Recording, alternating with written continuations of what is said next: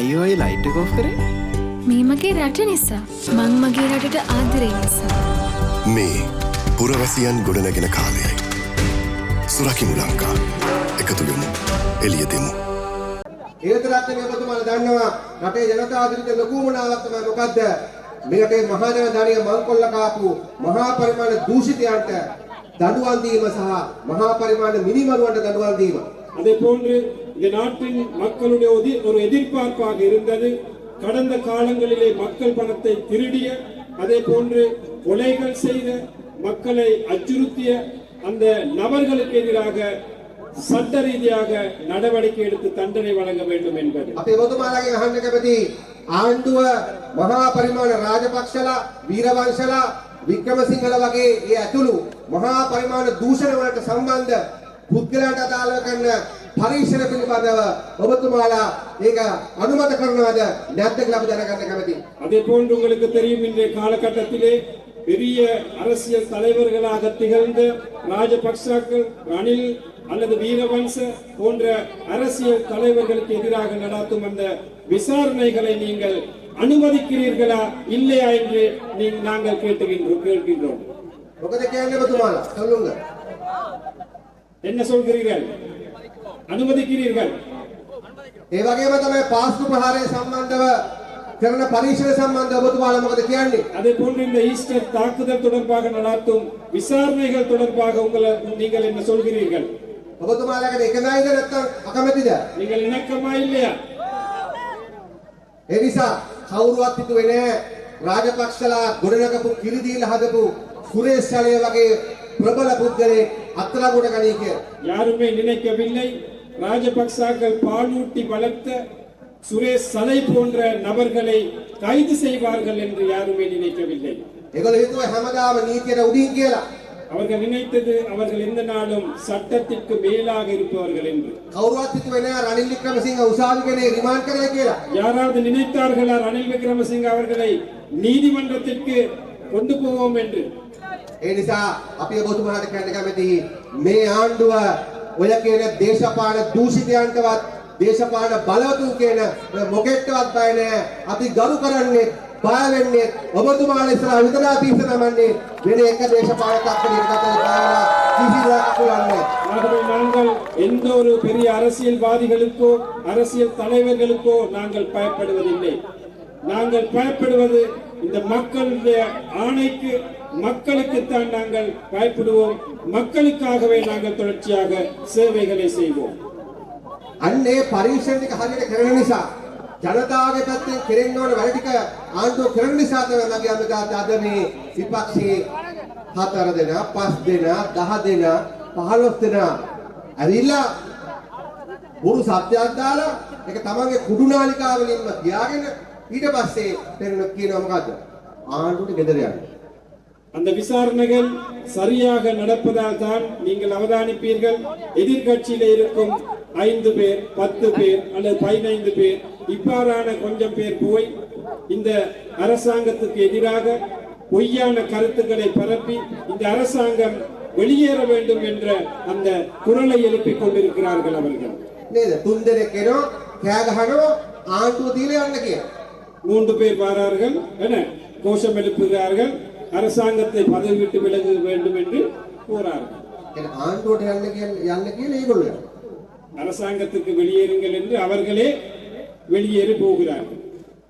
දැන් එහෙම කවුරු හරි ආවිලා 4-5 දෙනෙක් කෑ ගහලා කිව්වම ආණ්ඩු දෙන්න 4-5 දෙනෙක් කෑ ගහලා කිව්වට පස්සේ මුදල් අමාත්‍යාංශ ලේකම්තුමා හරි කවුරු හරි කෙනෙක් ඉල්ලා අසෙන්න අපිට පයිත්‍ය 4-5 பேர் வந்து என்ன கூறுவதாக இருந்தால் இந்த அரசாங்கம் வெளியேறுங்கள் அல்லது நிதியமைச்சின் செயலாளர் பதவி ராஜினாமா செய்யுங்கள் என்று அவ்வாறு நாங்கள் வெளியேறுவதற்கு நாங்கள் என்ன ஏதாவது விசர்த்தனத்தில் இருக்கின்றோமா என்று கேட்கிறார். මේ දේශපාලන තක්කඩියන්ට මොකද්ද මගේ අමතකත් වෙලා තියෙන්නේ? இந்த அரசியல் மோசடியாளர்களுக்கு என்ன நடந்திருக்கின்றது? අර කොල්ලන්ගේ භාෂාවෙන් කියනවා දැන් ඒගොල්ලන්ගේ ඉත්‍යාව යන්න පටන් ගන්නවා.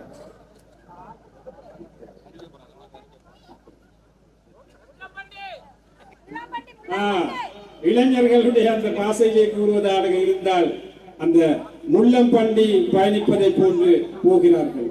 මේ මාසෙ විතරක් වීරවංශගේ, නාමල්ගේ, ශශීන්ද්‍රගේ, කෙහෙලියගේ, මර්වි සිල්වාගේ, ප්‍රියංක විජයරත්නගේ, මහින්ද රාජපක්ෂගේ පුතාලගේ මේ ඔක්කොගම ඒ වගේම රවි කවුරුනායක මේ ඔක්කොගෙම මැයි ජූනි සරණ කුරුණාදන මැයි ජූනි මාසවල නඩු සෙට් වෙලා තිබෙනවා. இந்த மே ஜூன் மாதம் அளவிலே எதிர்வரும் காலங்களிலே தோழர் கூறிய ராஜபக்ச அணியில் இருக்கும் குடும்பத்திலே கணிசமான நபர்களுக்கு இந்த அரசாங்கத்தில் கடந்த அரசாங்கத்தில் இருந்த கணிசமான நபர்களுக்கு எதிராக விசாரணைகள் தொடர்ச்சியாக நடத்த இருக்கின்றன. ඉතින් ඒගොල්ලෝ දන්නවා ඒක නඩු දිනයක් විතරක් නෙමෙයි ඒගොල්ලන්ගේ පොණ්ඩුව තද වෙන තව දවසක් කියලා. அவர்களுக்கு தெரியும் வெறுமனே ஒரு வழக்கு விசாரிக்கும் தினம் அல்ல, இது அவர்களுடைய கழுத்துக்கு போட்டிருக்கும் அந்த சுருக்கு இருகின்ற நாளாக அமையும் என்பது அவர்களுக்கு தெரியும். ඒ නිසා අපි ආණ්ඩුවක් වශයෙන් සපත කළා තියෙනවා අනිවාර්ය වශයෙන්ම රට බංකොලොත් කළා අපේ ජීවිත නැති කරලා ලංකාව බංකොලොත් කරපු මේ දේශපාලන තක්කඩියන් හැම කෙනාටම අධිකරණය මගින් නීත්‍යානුකූලව දඬුවම් දෙනකන් අපේ අරගලයක් නතර කරන්නේ. ஆகவே நாங்கள் மிகவும் உறுதியாக கூறுகின்றோம், இந்த நாட்டை பங்குரோத்து அடைய செய்த இந்த நாட்டு அப்பாவி மக்களை கொலை செய்த இந்த அரசாங்கத்தின் நபர்களுக்கு எதிராக கட்டாயம் சட்ட ரீதியாக நாங்கள் தண்டனை வழங்குவோம் என்பதை நாங்கள் மிகவும் உறுதியாக இந்த நேரத்திலே கூறுகிறோம். දැන් අපි පළවෙනි අවුරුදු ටිකක් වැඩිපුර මහන්සි වුණේ රට පාලනය කරපු ඒ ලොකු තෝරු මෝරු අල්ලන්න.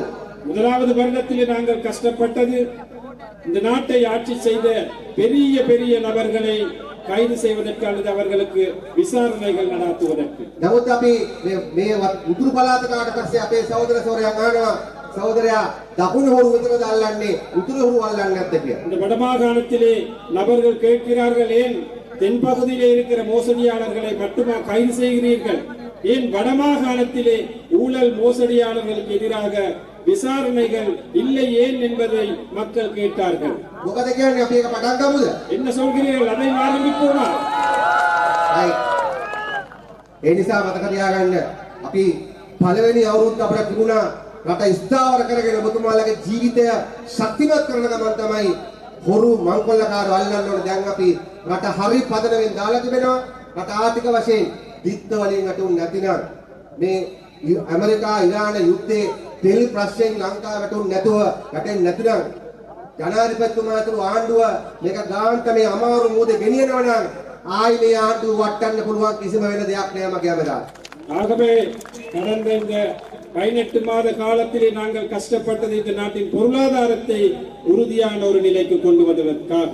ඒ නිසා ஆகவே இன்று உங்களுக்கு தெரியும், இந்த சூறாவளி புயல் வராமல் இருந்திருந்தால், இந்த உலகத்திலே வரும் இந்த யுத்தம் நடக்காமல் இருந்திருந்தால், அந்த சூழலில் கூட இந்த நாட்டை சரியான பாதையிலே இழுத்து சென்று அல்லது சரியான பாதையிலே கொண்டு போகிறோம் என்றால், எதிர்வரும் காலங்களிலே எந்த ஒரு பிரச்சனை நெருக்கடி வந்தாலும் இந்த நாட்டின் பொருளாதாரத்தை சரிய விடாமல் சரியான திசையிலே நாங்கள் கொண்டு போவோம் என்பது நாங்கள் மிகவும் உறுதியாக கூறுகிறோம்.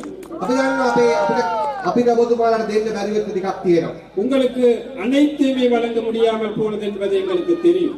අපි ආශ්වාසම දෙනවා ආශ්වාසම වැඩි කළාත් වෙනවා. අපි දන්නවා ලැබෙන්න ඕන කරන සමහරවල් ලැබෙන්නේ නැහැ. ලැබෙන්න ඕන නැති අර තාම ලැබෙනවා. அஸ்வசும போன்ற நலன்புரி அந்த காசுகள் நாங்கள் வழங்குகிறோம், அந்த பணத்தை கூடுதலாகவும் வழங்குகிறோம். ஆனால் இன்னமும் கிடைக்காத பொருத்தமான கிடைக்காத நபர்களும் இருக்கிறார்கள் என்பது எங்களுக்கு தெரியும். අපි රුපියල් කෝටි 2000ක් වෙන් කළ තිබුණට උතුරු පළාතේ කුංචි කුංචි පාරවල් හදන්න ඒකේ ප්‍රගතිය මදි. මොකද අපේ රාජ්‍ය නිලධාරී තන්ත්‍රය ඇතුලේ අඩුපාඩු කණු අකාර්යක්ෂමතාවයක් තිබෙනවා.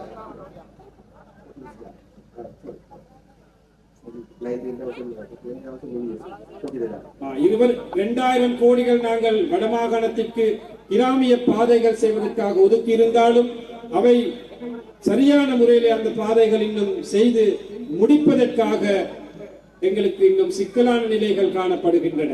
අපි දන්නවා ජනාධිපතිතුමා මුදල් අමාත්‍යාංශය අත දිගෑරලා විත්ත සහනාධාර දුන්නට ඒක ලැබිය යුතු හැම කෙනාටම තාම දී ගන්න බැරි වෙලා තිබෙනවා. சில நேரம் திட்வா புயலிலே அந்த அனர்த்தத்திலே பாதிக்கப்பட்ட மக்களுக்கு ஜனாதிபதி உள்ளிட்ட இந்த அரசாங்கம் நிதி ஒதுக்கீடுகள் செய்தாலும் இன்னமும் அந்த பாதிக்கப்பட்ட ஒரு சில மக்களுக்கு இன்னும் அது போய் சேரவில்லை என்பதும் எங்களுக்கு ඒ தெரியும். වගේ අභියෝග අපිට තිබෙනවා. அவ்வாறான சவால்கள் எங்கள் முன் இருக்கின்றன. ඒ නිසා අපි අවසාන වශයෙන් ඔබතුමාලට කලයක් කියන්න කැමතියි. ஆகவே இறுதியாக ஒரு விடயத்தை கூற விரும்புகிறேன். අද මේ සුන්බුන් විපක්ෂයට මේ ඔබතුමාලා ගොඩනගපු දේශීය මක්කල් ශක්තිය ආණ්ඩුවට අල්ලපු තියන්නවත් මොකුත් කරන්න බෑ. ඒක අදාළ නැහැ. இன்று எந்த ஒரு சக்தியும் இல்லாத இந்த எதிர்க்கட்சியிலே கும்பல்களுக்கு இந்த தேசிய மக்கள் சக்தி மக்கள் அமைத்த தேசிய மக்கள் சக்திக்கு ஒரு கடுகளவேனும் பாதிப்பை செய்ய முடியாது என்பது எங்களுக்கு தெரியும். ඒ වගේම ඔබතුමාලා අවුරුදු 1000කට ලංකාව කරන්න බැරි දෙයක් කරා 2024 දී මොකද්ද? උතුරට හුම්කම් දෙන උතුර පිළිගන්න දකුණක් හදුවා. දකුණ පිළිගන්න උතුරක් හදලා දෙන ඔබතුමාලා. கிட்டத்தட்ட 1000 வருடங்களாக இருந்த இந்த வடக்கு கிழக்கு தெற்கு என்ற பிரச்சனை, வடக்கை மதிக்காத தெற்கு, தெற்கை மதிக்காத வடக்கு இருந்த காலகட்டத்திலே இன்று நாங்கள் வடக்கு மக்களை மதிக்கும் தென் மாகாண மக்களும் தென் மாகாணத்தை மதிக்கும் வடமாகாண மக்களும் இருக்கும் ஒரு சமுதாயத்தை நாங்கள் அமைத்திருக்கின்றோம் இந்த நேரத்திலே. ඒ නිසා දකුණේ ඉන්න රාජපක්ෂලා ගම්මන් පිරලා වගේ ජාතිවාදීන් වගේම මෙහෙ ඉන්න අර පරණ ජාතිවාදී දේශපාලනයේම කාල් ගන්න කට්ටිය මේ දෙගොල්ලම ඔබතුමාලා පරාජයටපත් කරලා තිබෙනවා. ஆகவே அதன் விளைவு என்ன? தென்பகுதியிலே இருந்த ராஜபக்சாக்கள் போன்ற இனவாதிகளையும் இங்கு வடமாகாணத்திலே இருக்கும் பழைய இனவாத சக்திகள் என்ற இந்த இரு தரப்பையுமே இந்த நாட்டு மக்கள் ஒன்றாக சேர்ந்து தோற்கடிக்கப்பட்டிருக்கின்றோம். ඒ නිසා උතුර පිළිගන්න දකුණක් හදලා තියෙන නිසා දකුණ පිළිගන්න උතුරක් ඔබතුමාලා හදලා තියෙන නිසා අපිට බොහොම පහසු වෙනවා මේ රටේ ජාතික සමගිය වගේම අපේ එකිනෙකාට අවශ්‍ය කරන සංස්කෘතික දේශපාලන බලතල බෙදා ගැනීම පිළිබඳ සංවාදයේ සාකච්ඡාව අපිට ඉතා පහසුවෙන් ආරම්භ කරන්න පුළුවන්කම තිබෙනවා. ஆகவே வடக்கை மதிக்கும் தென் மாகாணத்தில் வாழும் மக்களும் தென் மாகாண மக்களை மதிக்கும் வடமாகாண மக்களும் இருக்கின்றபடியால் எங்களுக்கு தேசிய ஒற்றுமை என்ற அந்த எங்களுக்கு அத்தியாவசியமான அந்த விடயத்தை நிறைவேற்றிக் கொள்வதற்கு ஒரு இலகுவான ஒரு சூழல் அமைந்திருக்கின்ற என்பது இந்த நேரத்திலே கூற விரும்புகிறேன். ඒ නිසා ආදරණීය අම්මතාත්තේ අපි 25 අවුරුද්ද සම්පූර්ණයෙන්ම රටේ ස්ථාවරත්වය වෙනුවෙන් වෙන් කළා ස්ථාවරත්වය හදලා තිබෙනවා.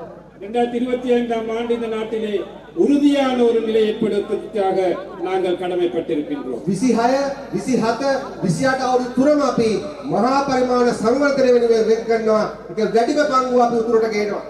26ஆம் ஆண்டு 27, 28 அந்த 3 ஆண்டுகளிலுமே இந்த நாட்டிலே மிகப்பெரிய அபிவிருத்தி திட்டங்களை நாங்கள் நடத்த இருக்கின்றோம். அதில் கணிசமான பங்கை இந்த வடமாகாணத்திற்கு கொண்டுவதற்கும் நாங்கள் எதிர்பார்க்கின்றோம் எதிர்காலத்திலே.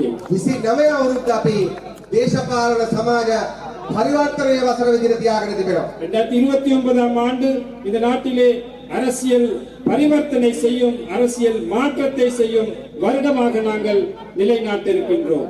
මොකක්ද එක මයි දිනයක 10 වෙනි විදායකයකට කියලා ආදේශ දුන්නා.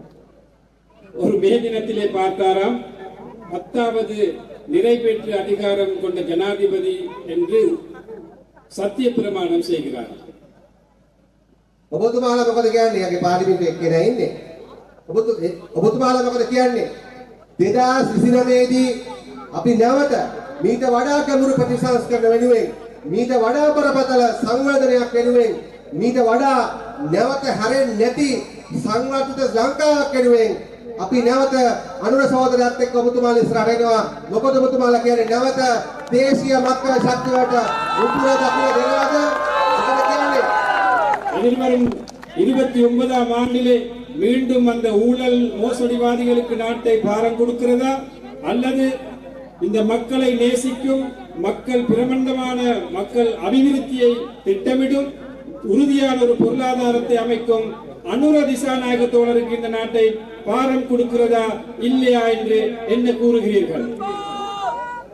ඒ නිසා අපි ඔබතුමාට කියන්න කැමති මේ මෑදිනේ පස්සේ අපි නැවත වට්ටාරම් සභා, කොට්ටා සභා, ආසන සභා සියල්ල ගොඩනගන්න පටන් ගන්නවා. ஆகவே இந்த மே தினத்திற்கு பிறகு நாங்கள் மீண்டும் இந்த வட மாகாணத்திலே வட்டார சபைகள், மாவட்ட சபைகள் போன்ற தேசிய மக்கள் சக்தியின் கீழ்மட்ட அமைப்புகளை நாங்கள் மிகவும் உறுதியாக கட்டியெழுப்புவோம் என்று நாங்கள் கூறுகிறோம். අපි ආදරවල වැඩ කරන කම්කම් ජනතාවට අපි ඉල්ලා සිටින ඔබතුමාලා සංවිධානය වෙන්න සංවිධානයලා ආයතනයේ ඇතුළේ තිබෙන අකාර්යක්ෂමතාවය පරද්දන්න ඔබතුමාලා ඉස්සරහට එන්න.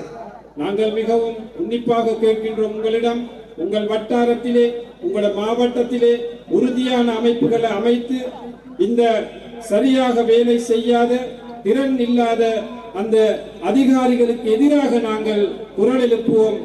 எவ்வாறாவது எங்களோட தேவைகளை பூர்த்தி செய்து கொள்வதற்காக நாங்கள் அணிதிரள்வோம் என்று நாங்கள் கேட்டுக்கொள்கிறோம். ගොවි ජනතාව, දියවර ජනතාව, කාන්තාව විදියට අපි සංවිධානය වෙන්න ඕනකම තියෙනවා. ඡන්ද දෙන්න විතරක් නෙමෙයි මේ ගත්ත ජනවරණේ හොඳම ප්‍රතිඵල ගන්න මේ නිලධාරීන් වෙන්න පුළුවන්, වෙන වෙන කණ්ඩායම් වෙන්න පුළුවන්. ඒ සියලු දෙනාම ඇදගෙන යාමේ බලය තියෙන ඔබතුමාලා. விவசாயிகளாக இருக்கலாம் அல்லது மீனவர்கள், வேறு வேறு தொழிலாளர்கள், நாங்கள் அனைவருமே அணிதிரண்டு ஒரு பிடியாக இருந்தால் இந்த அபிவிருத்தி வேலைகளை செய்யாத அரச அதிகாரிகளையும் இழுத்து கொண்டு போகக்கூடிய வல்லமை சக்தி எங்களுக்கு கிடைக்கும். நாங்கள் அனைவருமே அணிதிரண்டு இருந்தால் ඒ නිසා දේශීය මක්කල් ශක්ති විදියට අපි අපේ දේශපාලනය නතර කරන්නේ මේ රට ජාතික සමගියෙන් පිරිච්ච සංවර්ධිත රටක් බවට පත් කළ විතරයි.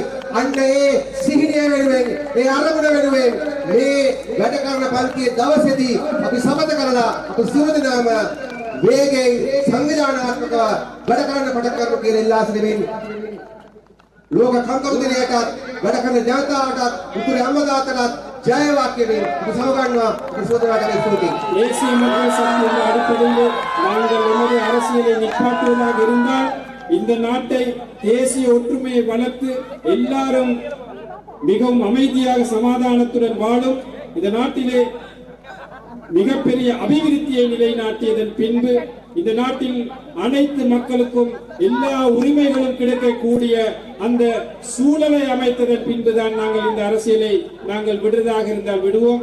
ஆகவே இந்த நேரத்திலே, இந்த சர்வதேச தொழிலாளர் தினத்திலே இந்த நாட்டில் வாழும் அனைத்து தமிழ், முஸ்லிம், சிங்கள மக்களுக்கும் வாழ்க, வெற்றி என்று கூறிக்கொண்டு தோழர் தனது உரையை முடித்துக் கொள்கின்றார்.